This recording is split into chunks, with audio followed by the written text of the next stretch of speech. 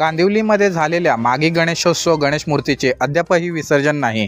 नुकत्याच मागी गणेशोत्सव कांदिवली विभागात झालेल्या मागी गणेशोत्सव गणेश मूर्तीचे विसर्जनासंदर्भात सरकारच्या नियमानुसार अद्यापही गणेश मूर्तीचे विसर्जन केले गेले नाही। का कशासाठी पाहूया। अशी पहिल्यांदा ही गोष्ट घडलेली आहे की आपल्या लाडक्या बाप्पाचं विसर्जन नाही आहे। कारण त्याच्या मागचं मेन जे कारण आहे, जे न्यायालयीन कारण आहे की त्यांनी जो आदेश दिला आहे त्याच्यावर BMCने खूप स्ट्रिक्ट कारवाई केलेली आहे। पण ह्याच्यामध्ये सरकारने सुद्धा आम्हाला विसर्जनाची मुभा दिली होती, परंतु ती कृत्रिम तलावात दिली होती।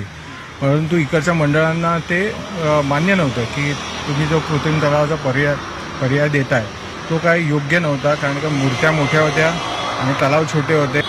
साहेबांनी त्यांना आदेश दिले होते। आशिष शेलार साहेबांनी आम्हाला खूप त्याच्यासाठी मदत केली होती, त्यांना आदेश दिले होते। परंतु ह्या विषयासंदर्भात महानगरपालिकेचे जे अधिकारी आहेत त्यांनी फार अडेलटट्टूपणा दाखवलेला आहे। खूप रिजर्टनेस त्यांनी दाखवलेला आहे की नाही, आम्ही तुम्हाला देणार नाही म्हणजे नाहीच। म्हणजे त्यांच्या बाजूने खूप स्ट्रिक्ट ही मोहीम राबवण्यात आली होती आणि जो न्यायालयीन लढा आहे तो आम्ही लढणारच आहोत। सामान्य गणेश मूर्तिकार म्हणा किंवा मूर्तिकार म्हणा किंवा इतर मंडळ आहेत ते आता तो लढणारच आहे।